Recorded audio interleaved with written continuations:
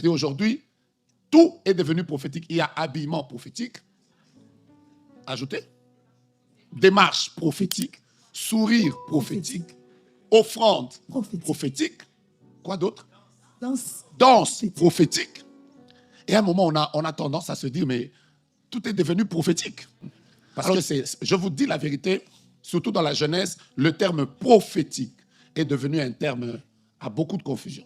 Dans cette génération, un des termes qui prête à confusion, c'est le terme-là, prophétique. Parce qu'aujourd'hui, quand quelqu'un vend le sel, il appelle ça sel prophétique. Quelqu'un peut vous gifler, il appelle ça gifle prophétique. En fait, le terme prophétique est devenu un terme à confusion. Alors, il me disait que vous qui êtes dans ce domaine, à un moment, il faut que vous ayez le courage d'expliquer aux gens, en fait, c'est quoi ce terme? Parce que je vous dis la vérité, surtout dans la jeunesse, le terme prophétique est devenu un terme à beaucoup de confusion. Et toutes les déviations, malheureusement, ont toujours tendance à tourner autour de ce terme.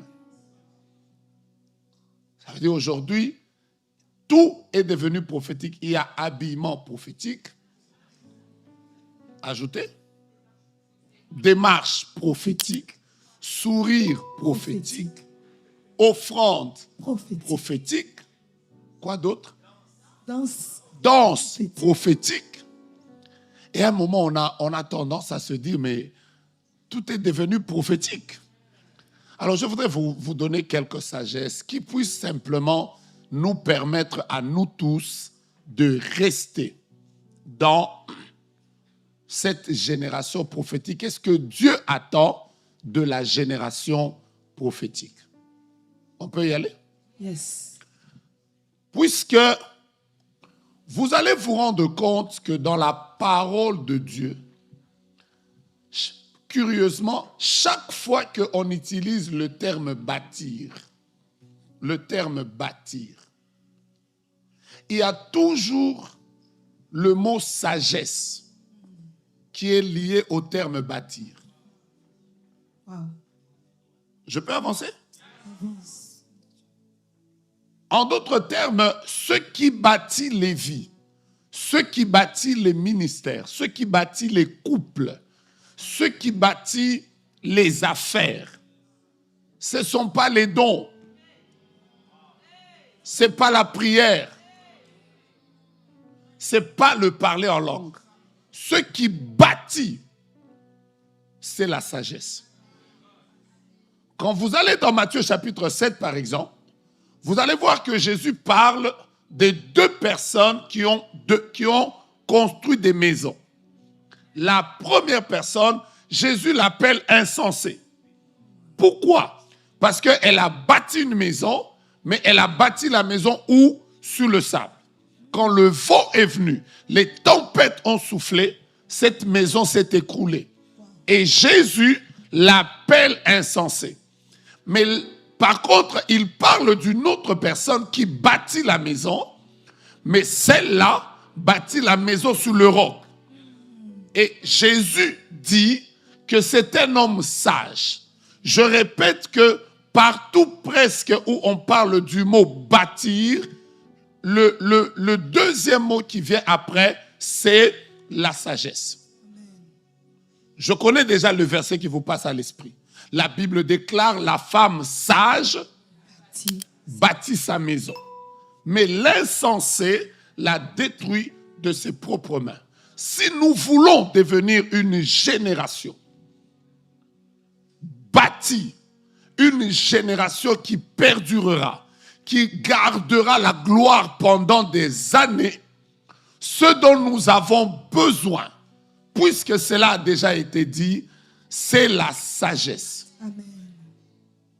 Moi qui vous parle, j'ai eu le privilège de la part de Dieu d'encadrer plusieurs prophètes. J'ai vu des gens avec des dons très extraordinaires. Quand je dis extraordinaire, c'est extraordinaire. J'ai vu des gens prophétiser avec des détails tels que ils pouvaient nous dire ce qui était écrit derrière nos chemises. Wow. Donc, ils pouvaient te lever comme ça et te dire, tu vois ta chemise là, c'est écrit 65% nylon et 35% polyester. Wow. Wow. Mais je les ai vus aussi engrosser. Exactement comme un semeur sorti pour semer. Ils ont semé partout. Sur la route, sur le roc, jusqu'à ce que... Ouais. Et moi, chaque fois que je parle aux gens, je leur dis toujours que parmi les choses, moi, qui ne m'impressionnent plus, ce sont les dons. Ça veut dire, mon frère, tu nous craches le feu, c'est bien. Vous savez, une dame un jour, son mari était en train de prêcher. Il parlait. On a vu la maman sortir. Elle est sortie, elle est rentrée dans son véhicule, retour à la maison. Elle est allée à la maison. Quand elle revient à l'église, l'homme était en train de prêcher. Vous savez, alléluia. Jésus est Seigneur. On a vu la femme entrer avec son matelas. Comment ça? Ses casseroles. Elle a emmené sa provision et sa valise. Elle les a étalées là. Les gens disaient, maman, pasteur, qu'est-ce qu'il y a? Elle a dit aux gens, je préfère vivre avec lui à la chair qu'à la maison. Parce qu'à la chair, il comprend mieux les choses qu'à la maison. Parce qu'à la chair, quand il parle, vous avez l'impression que c'est une autre personne. Donc, je suis venu pour que notre maison soit à la chair. C'est une manière de dire que tu peux manifester des choses, mais à la fin, nous n'avons pas besoin d'abord de tes dons. Nous avons besoin de te voir après les dons, comment tu les gères, comment tu vis. Je sais que tu ne vas pas aimer mon message, mais il faut que tu comprennes que la sagesse est la chose qui aide à bâtir. Amen. Tape ton voisin, dis-lui, vis longtemps, mais dans la sagesse. Dans la sagesse. Je peux évoluer? Bon. Alors voici quelques sagesses que je vais vous donner. Je n'ai que quelques, je pense qu'il me reste même 40 minutes. Vous voulez que je vous donne la première sagesse? La première sagesse, c'est que quel que soit ce que Dieu fera dans votre vie, que Dieu vous utilise comme il le voudra, qu'il vous parle des choses qui concernent le pays, l'église, les familles, les nations, que Dieu vous utilise avec une onction telle qu'il n'a jamais donné ça à quelqu'un d'autre. La première chose qui peut maintenir une génération prophétique, c'est de toujours retourner la gloire à Dieu. Amen. Amen. J'ai commencé par la première sagesse. Bien-aimés dans le Seigneur, si vous voulez devenir une génération prophétique qui marchera dans l'onction prophétique, vous savez quoi? L'onction peut descendre juste après une prière. Il suffira que là, maintenant, nous puissions dire à Dieu, ouais, cette génération, Dieu va vous oindre. Amen. L'onction va vous toucher. Vous allez voir vos yeux s'ouvrir, vos oreilles s'ouvrir. Amen. La grâce, elle vient très rapidement, mais si la grâce n'a pas de base, cette grâce va devenir autodestructrice. Amen. Elle va te détruire. Et je voudrais vous dire, apprenez à ne jamais récupérer la gloire de Dieu.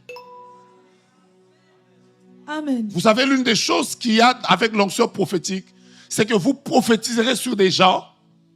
Après, ils verront les accomplissements. Et quand les gens voient des accomplissements, ils ont toujours tendance à vouloir revenir, pas vers Dieu, mais vers celui qui a prophétisé pour dire tu as Dieu, Dieu est avec toi. Ah ouais, tu n'es pas un homme ordinaire. Mais quand toutes ces gloires viendront vers toi, s'il te plaît, apprends à dire non pas à nous, mais à ton nom donne gloire. Regardez, Amen. regardez. Le premier, le plus grand prophète selon Jésus, ce n'était pas Élie, ce n'était pas Moïse. Le plus grand prophète selon Jésus, c'est qui? Jean-Baptiste. Mais regardez comment il se présente. Il dit, je suis la voix de celui qui crie dans le désert. Jean-Baptiste se reconnaissait être la voix. Je vais vous expliquer ça. Vous voyez par exemple, pendant que vous me regardez ici, vous tous, vous entendez ma voix. Mais la seule chose de moi que vous ne voyez pas, c'est ma voix. Wow. Wow, wow, wow, wow, wow, wow, wow, wow. Vous tous, vous avez vos yeux fixés sur ma figure, mais pourtant c'est ma voix que vous entendez. Un prophète doit être invisible. Oh. Yes. Amen. Je peux avancer? Non, je ne t'entends pas. Dis ça à ton voisin. Dis qu'un prophète doit être invisible. Un prophète doit être. Les gens t'entendront, mais quand les gens te regarderont, ils ne devront pas te voir toi. Au contraire, ils doivent voir celui qui parle. Amen. Or, le prophète, c'est un porte-parole. Donc, les yeux des gens ne doivent pas être fixés sur le prophète, mais les yeux des gens doivent être fixés sur celui qui était, qui est et qui vient.